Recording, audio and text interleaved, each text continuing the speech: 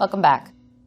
In our last lecture, we explored 5 major genres of writing to begin to get an understanding of how different types of writing might be more or less appropriate for different goals.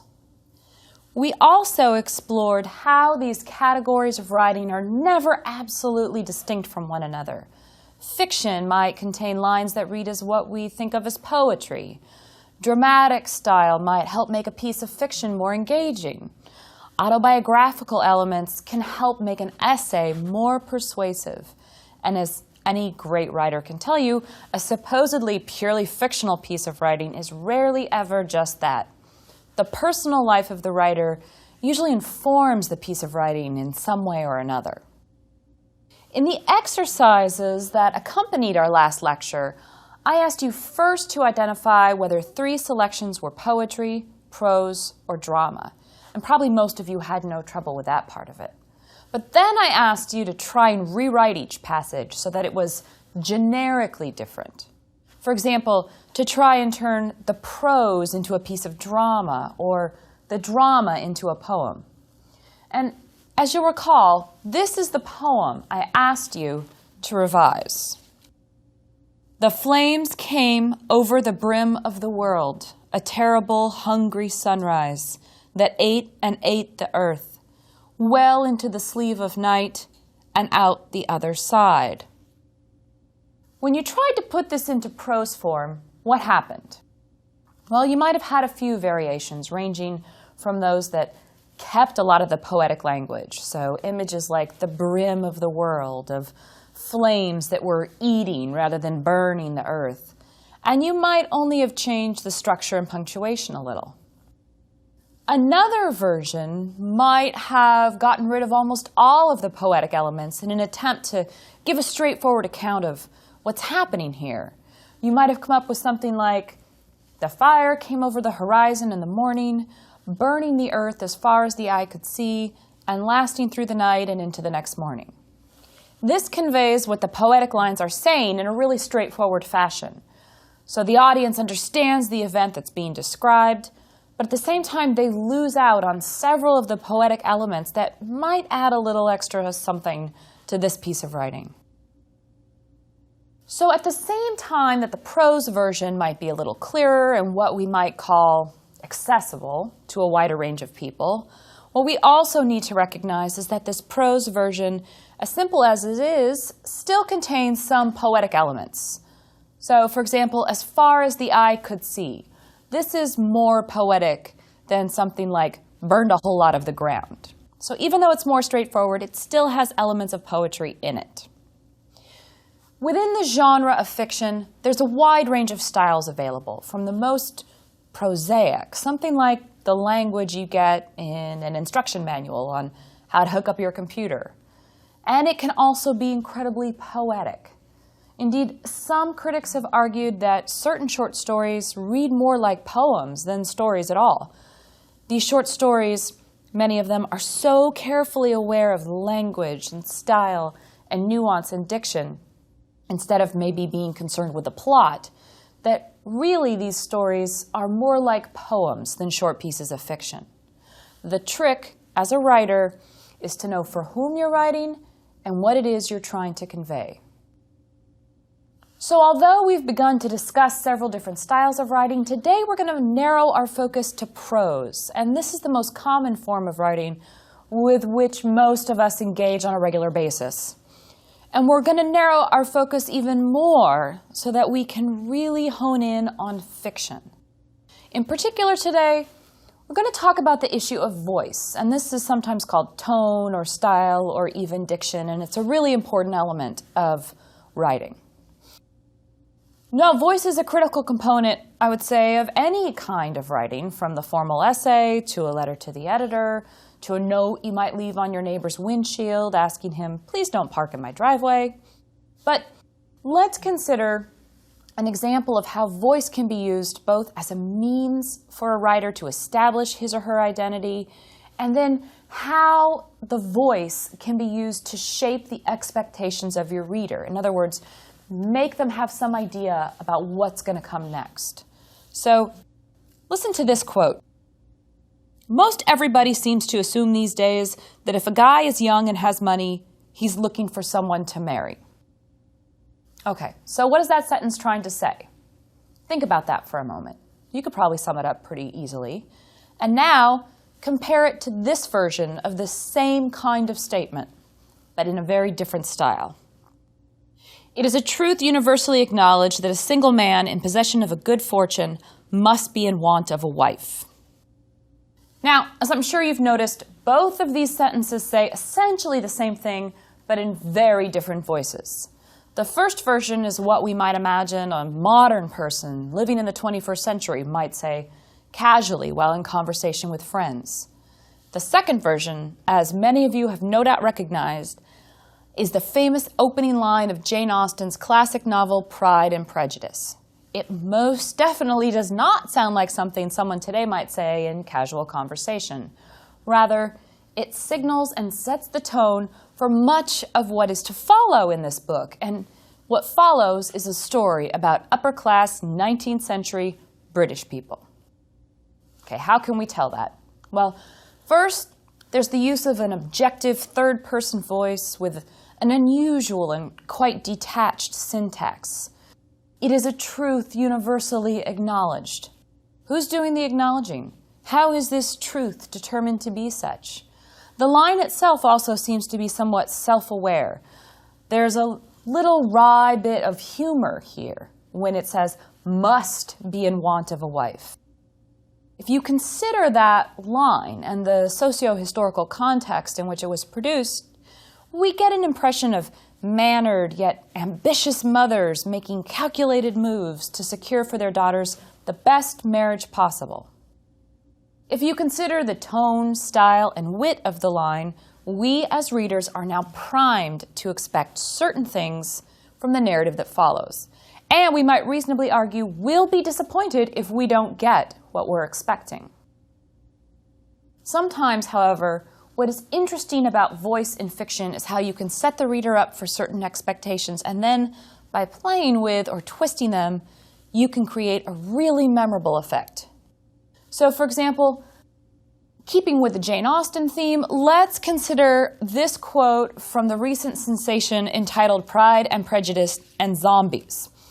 The opening line of this work shows how the imitation of the style of Austen, when we transfer that to what is normally the cheap paperback world of zombie thrillers, produces a new comical effect.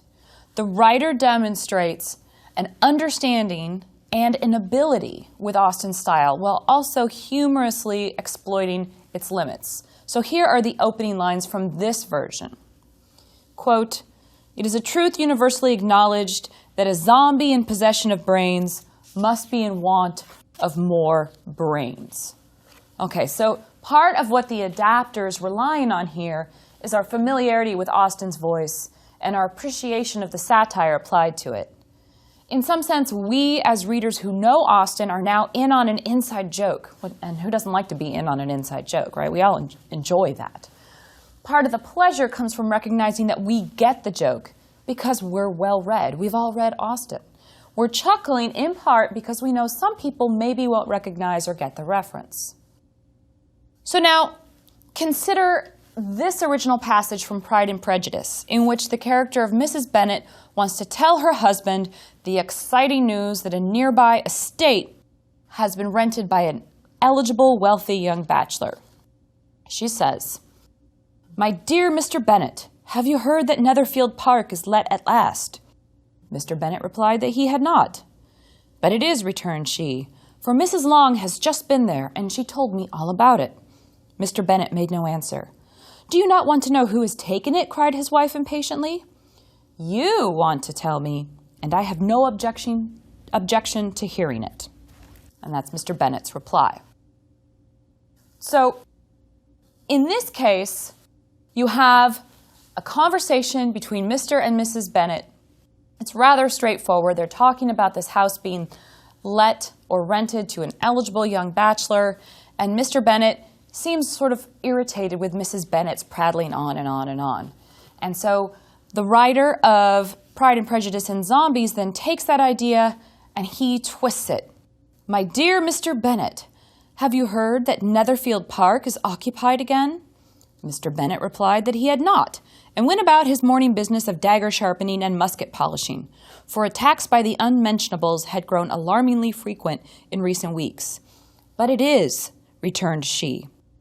Mr. Bennet made no answer. "Do you not want to know who has taken it?" cried his wife impatiently. "Woman, I am attending to my musket. Prattle on if you must, but leave me to the defense of my estate." Now, obviously what's really funny here is that Seth Grahame-Smith, the writer behind Pride and Prejudice and Zombies, imitates Austen's voice even when he changes the plot and the dialogue so that it's about zombies and not an upper-class British comedy of manners. It's the successful imitation of the voice rather than the subject matter that makes Grahame-Smith's book delightful in so many ways. Let's consider another moment of distinctive voice, and this time from a writer whose style is one of the most famous and most easily identifiable, and this is Ernest Hemingway. His short story, Hills Like White Elephants, begins with the following quote: "The hills across the valley of the Ebro were long and white. On this side there was no shade and no trees, and the station was between two lines of rails in the sun. Close against the side of the station there was the warm shadow of the building, and a curtain made of strings of bamboo beads hung across the open door into the bar to keep out flies. The American and the girl with him sat at a table in the shade outside the building." What's the adjective that comes to mind if you're trying to describe Hemingway's style in just a single word? Well, one descriptor that comes up a lot, and which you might have heard, is the word spare. Simple and clean are other words that are often used to describe Hemingway's style. Hemingway's voice engages the audience by what we might call writing by indirection. His style is deliberately simplistic, and some people, myself included, would say occasionally it's maddeningly so, but a distinctive choice that marks his writing out from so many others. In this story, he describes the scene, what the characters say to one another, and some other details like the strings of bamboo beads. But the reader is forced to fill in gaps to try and figure out what the real story is about, since Hemingway doesn't tell us what any of the characters are thinking or feeling, and he limits also descriptions of their nonverbal behavior. For example, this opening doesn't say anything about how the couple look. Are they excited to be going somewhere? Are they slouched in their chairs? We've got to work it out for ourselves as we read. A writer whose voice might be considered the polar opposite of Hemingway is Henry James. Some people might go so far to say that while Hemingway was a master of the simple sentence, James, by contrast, seems to have aspired to torturing the English language and writing the most complex sentences he could. You'll see this in a minute. Here are just two sentences from his story, The Tree of Knowledge. "It was one of the secret opinions, such as we all have, of Peter Brench, that his main success in life would have consisted in his never having committed himself about the work, as it was called, of his friend Morgan Mallow." Okay, so what's the difficulty here? Well, for one thing, you might have noticed that this passage was a little difficult to follow if you were simply listening to it. Without question, James has established a voice that's meant for writing, not reading aloud, really. Although some people might want to argue with me about that, but I think it's much easier to read than to listen to James. And one clue that tells us this is the piling on of subordinate clauses. Cues on the page in the form of punctuation help the reader make sense of what the author has to say. And even in this case, James has what we might call a difficult voice, even in written form. So if you consider that opening sentence and we rewrite it and take out the subordinate clauses, it becomes something somewhat different. "It was one of the secret opinions of Peter Brench that his main success in life would have consisted in his never having committed himself about the work of his friend Morgan Mallow." Okay, so still a little tricky to follow, but it's much clearer than the first version we considered. But then, of course, you might be asking, well, if we do that, what have we lost if we cut big chunks of the text out? The subordinate clauses, what we might call asides, and these were the phrases such as we all have and as it was called, do contribute to the voice of the work. These clauses convey immediately that the voice of this author is in some ways a critical one. He's making comments on the beliefs and actions of his characters.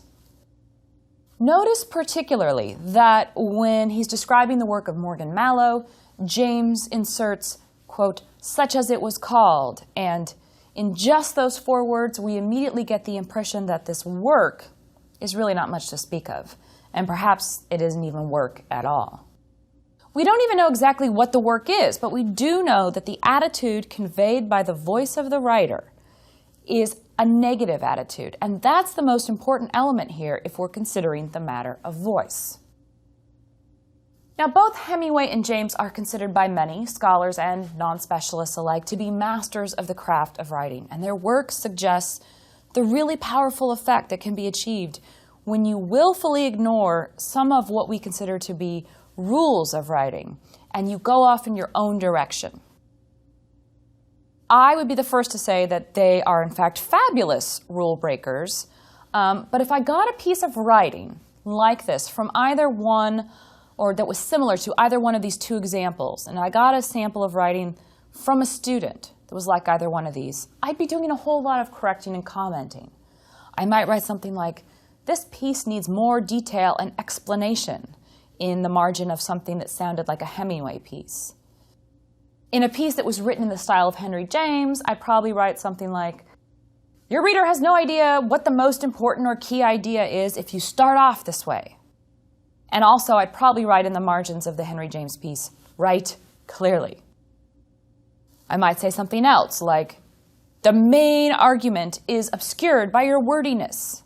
As I always say to my students, sometimes it is powerful to break the rules of writing, but before you do that, you need to show me that you know what the rules are. Rules about writing in complete sentences, never beginning a sentence with and, etc., and so on.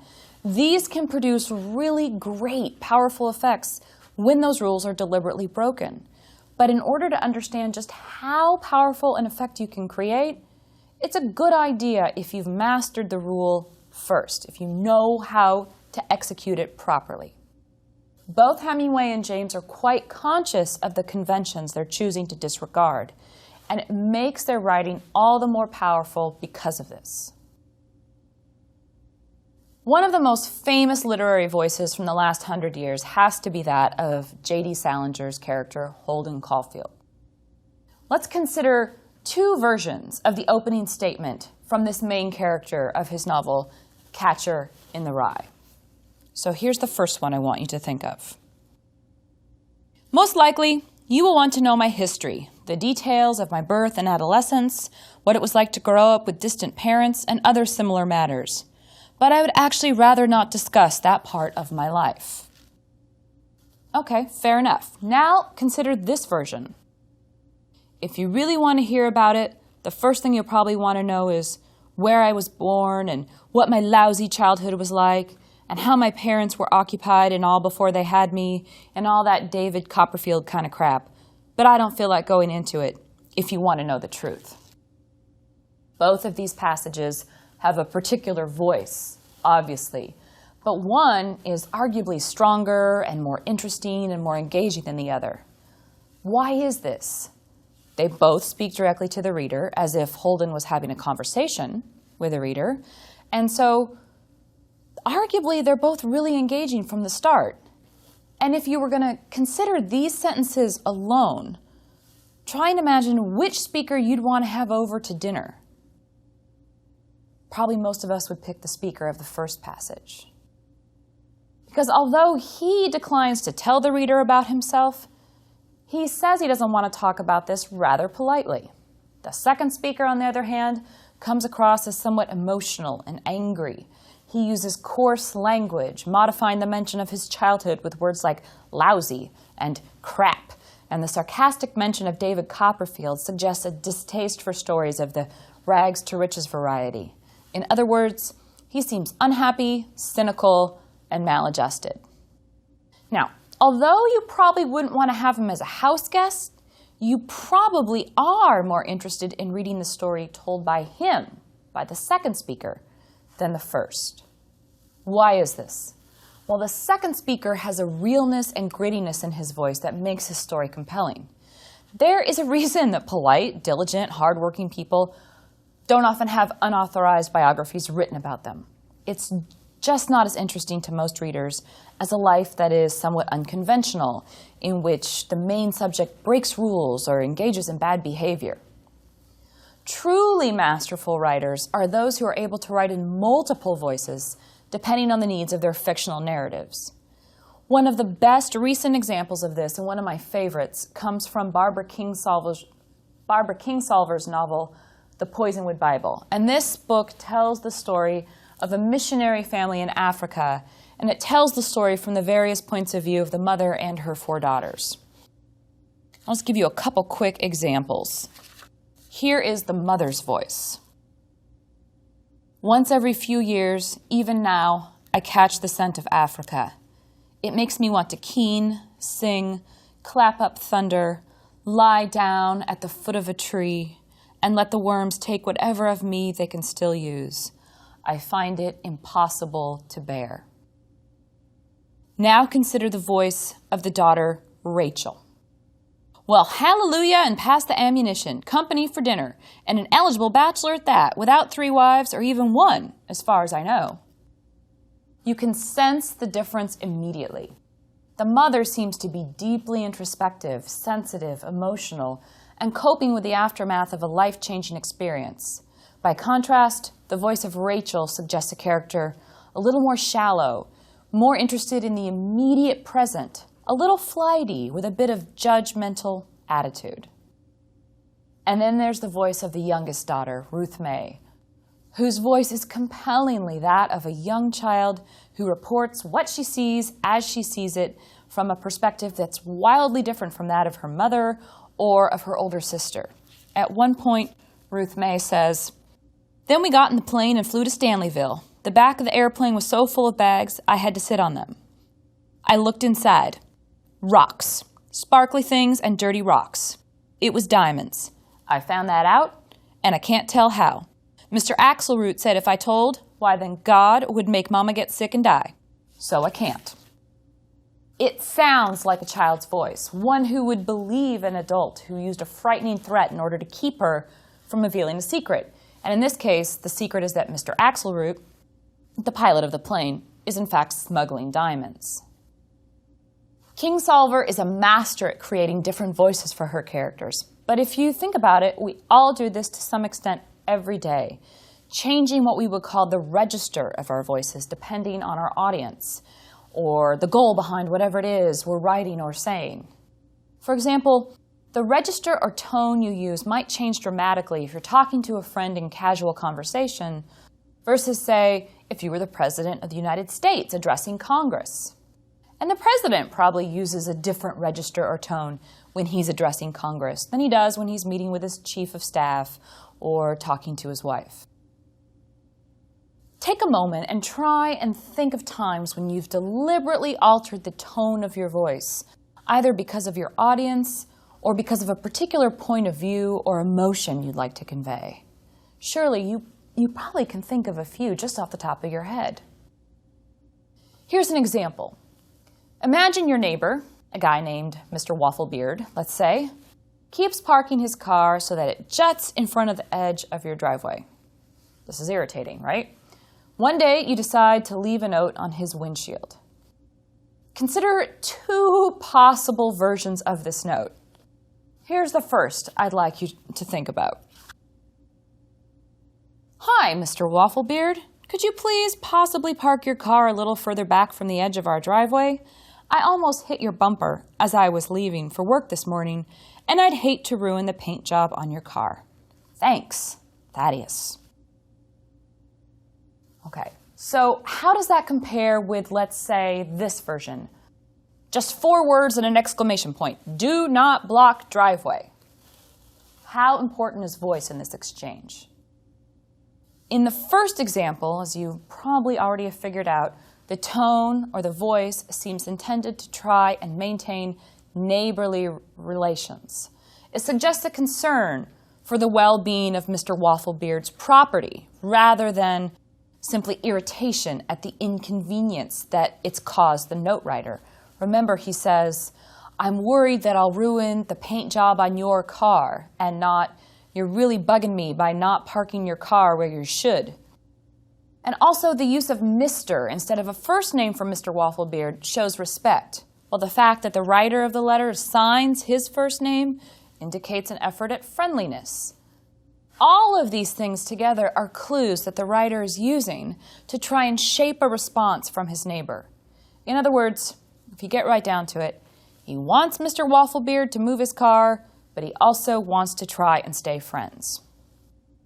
In the second example, where we have "do not block driveway!" exclamation point.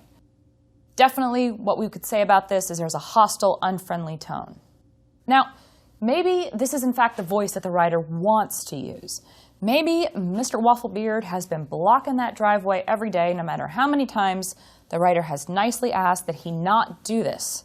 So the writer's fed up, and he wants Mr. Wafflebeard to get it. He wants Mr. Wafflebeard to understand that he's angry, and he's hoping that by maybe conveying his anger, he'll get a different result, or just some result. And with a note like this, the lack of any form of address suggests also a lack of friendliness, a lack of respect, and the command-like nature of the note also suggests this as well. So what can we take away from today's discussion of prose fiction and the construction of voice? Well, first of all, we gained a little clearer understanding of the difference between prose writing and other forms of writing like poetry. You'll remember we worked through this when we talked about the first exercise from the last lecture. We also discussed how the one form of writing can use elements from the other to create a certain effect.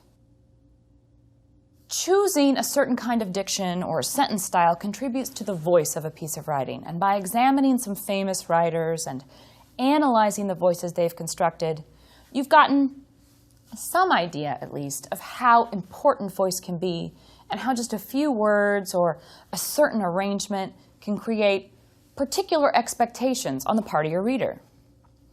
Austen's Pride and Prejudice leads us to expect a certain kind of story set in a certain social and cultural milieu.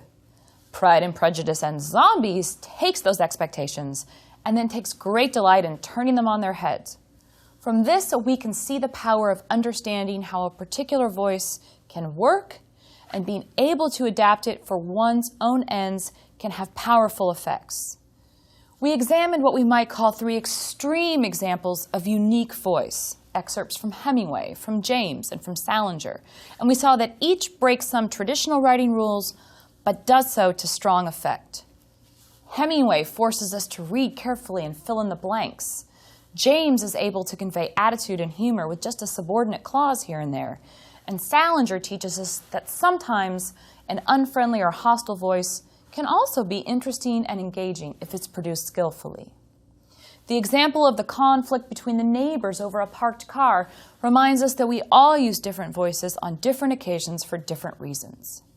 It reminds us also that audience is a crucial consideration whenever you're writing anything.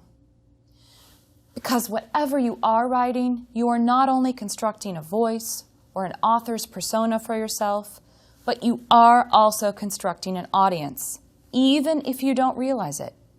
You are writing for someone specific, even if that someone is only yourself. Let's say if you're writing a diary or a journal, then you would certainly be the audience. And in our next lecture, we'll talk about the other side of the coin of writing as an author, and we'll talk about engaging or constructing a reader and the dangers of not adequately respecting your audience.